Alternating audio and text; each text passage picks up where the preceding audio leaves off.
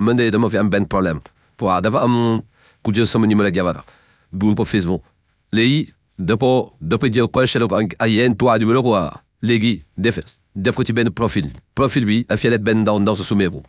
def ci sama numéro jabar ak ay yenn numéro. salaamaaleykum daleen na jàmm tey nag dañoo ñëw pour ñu waxtaan si benn cas gu doy waar bu wenn soxna di dund soxna si nag depuis un moment dafay jot ay appel si téléphone am pour ñu bëri jot appel si seen téléphone dafa nekk loo xamante ne dafa normal mais soxna si nag li bizarre si mbir bi mooy appel yu bëri lay jot teg si ñu nekk au bout du fil ay góor leen góor yooyu nag dafa am lu ñu bëgg maanaam dañoo bëgg ñoom ñaar ñu seef. léegi man affaire bi jaaxal ma trop xam nga kan moo war a jël numéro dóor ko foofu léegi sama jaww 24 heures sur 24 dañ koy woo 24 heures sur 24 dañ koy woo te buñ ko ay wax yu yàq kese wax yu ñàkk fayda wax yu bon lañ koy wax naan ko ay déplacement di ñaata la xam nga lu lañ koy wax léegi affaire di jaaxal ma mën na sam problème ne mooy ñu xel ma waa nu may def waaw ban yoon laa woon a jaar ba nii de parce que lii depuis 5 jours mii nii dañ koy woo di ko dafa am benn femme man xaw ma jigéen la xaw ma ko la ndax ko numéro bi kii bi mi ngi ko def profil bi mi ngi ko def si kii bi si Facebook bi profil bi ci bind Aïcha Mendy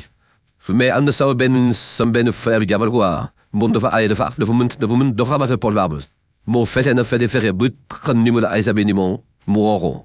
mais bu ñu woowee foofu góor lañ jot léegi bañ jotee góor gi mu lee numéro bi daf ko doon woo di fa saaga loolu moo tax mu jël ko dugal ko ci Facebook bi ñu ko doon ñu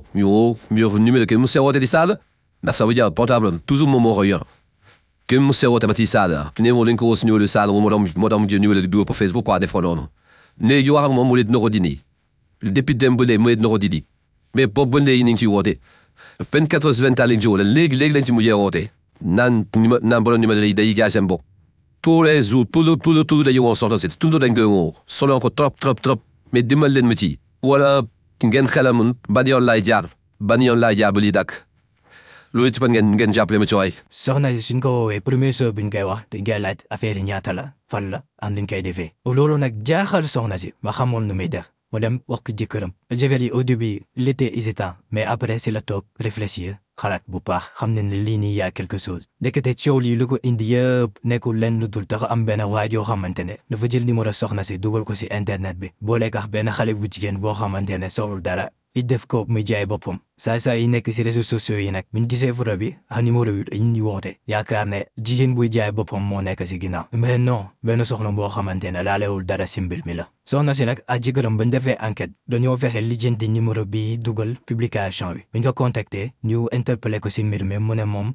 li tax mu dugal numéro bi mooy que ne xale bu jigéen da ko doon saaga xale bu jigéen mi ne moom woo kenn di ko saaga kon donc loolu noonu amul léegi ba ñu confronté waa ji d'accord di la numéro bi mais ba léegi nii waa ji dindiw ko te soxna si dina toog jot li toll si ay junni appel góor yàlla yoo xamante ne dañoo bëgg a seexam moom waa ji nag day ñaan wallu instant yi xamantoon nu muy def loolu la bëggoon ku ko indil solution pour yéen la mooy seen xalaat si mbir mi est-ce que soxna si du porter plainte contre kii dugal numéro bi ou bien dafa war a supprimer numéro am au risque de perdre tous ses contacts la moo war a mën a doon solution waa ji soxna si instant yi jaaxle na leen nii ñaan wallu nag tey nag li lañ leen indi woon sur Confusion Intime bi leen di laaj seen avis si commentaire yi sur ce ñoo ngi leen di wax ba beneen sur Confusion Intime